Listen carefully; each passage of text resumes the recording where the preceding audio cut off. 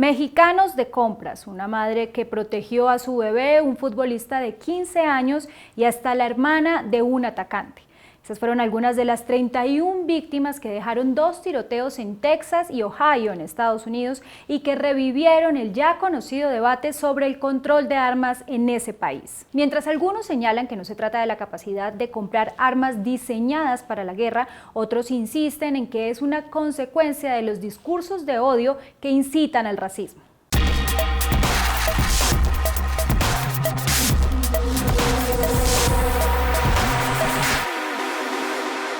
En menos de 24 horas, en 2 hechos aislados y con más de 2.000 kilómetros de distancia entre sí, hombres armados con fusiles de asalto atacaron a transeúntes en un Walmart en El Paso, Texas, y en una zona de ocio en Dayton, Ohio. En total, 31 personas murieron y más de 50 resultaron heridas en los eventos ocurridos en el primer fin de semana de agosto. Las autoridades sospechan que el atacante de El Paso, de 21 años e identificado como Patrick Crusius, actuó por motivaciones racistas. Según reportes de prensa, el joven publicó en internet un manifiesto en el que hablaba de la invasión hispana en Texas. Según la ONG Gun Violence Archive, con estos episodios asciende a 250 la cifra de tiroteos masivos ocurridos en 2019 en ese país, categorizados así cuando hay más de 4 víctimas, ya sean heridos o muertos. En Estados Unidos, con cerca de 319 millones de personas, las pistolas exceden el número de habitantes.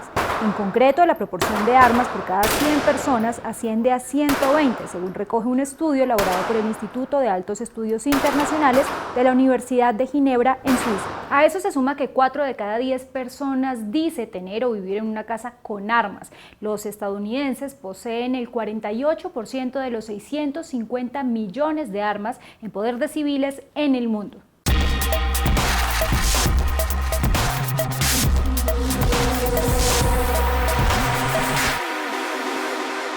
En una locución televisada desde la Casa Blanca, el presidente Donald Trump describió los tiroteos como un crimen contra toda la humanidad y ofreció sus condolencias a México por los hechos ocurridos en El Paso. El mandatario insistió en que Estados Unidos debe condenar el racismo, el fanatismo y la supremacía blanca y aseguró que en la actualidad hay una glorificación de la violencia. De hecho, señaló el papel que juegan Internet y los videojuegos, pues a su juicio radicalizan las mentes perturbadas. Por eso Trump hizo énfasis en la necesidad de reformar las leyes de salud mental para poder identificar mejor a las personas con trastornos, insistiendo en que el problema no son las armas, sino las enfermedades mentales.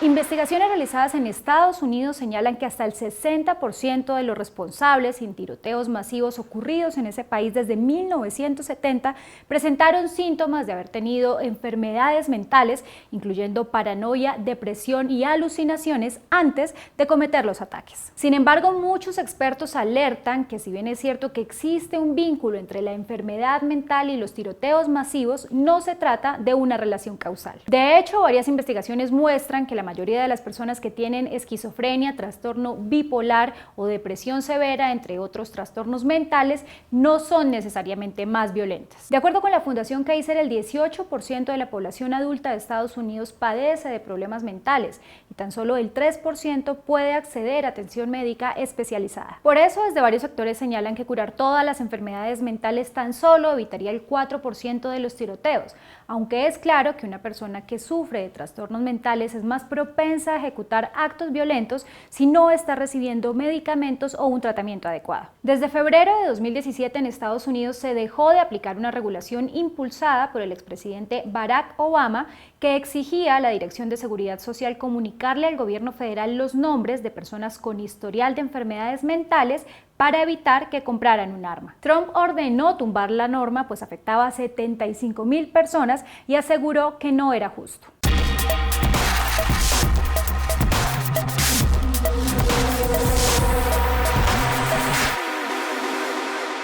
El asesino del Paso usó un rifle AK-47 semiautomático legal en Texas y cuya compra no exige una verificación de antecedentes penales. El autor del tiroteo en Dayton compró un rifle tipo AK en internet.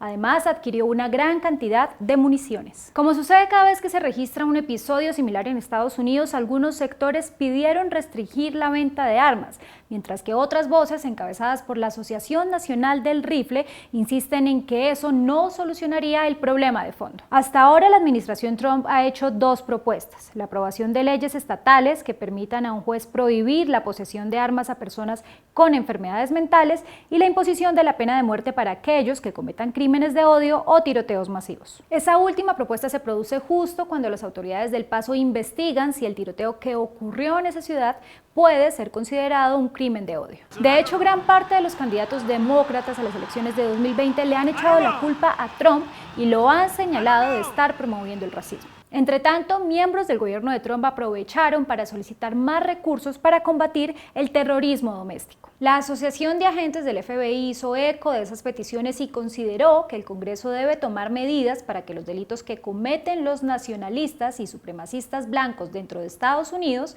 sean considerados igual de graves que aquellos que perpetran los yihadistas en el extranjero. En últimas, Estados Unidos volvió a reemplazar el debate sobre el control de armas por discusiones en torno al terrorismo doméstico o a la posesión de armas por parte de personas que sufren de trastornos mentales.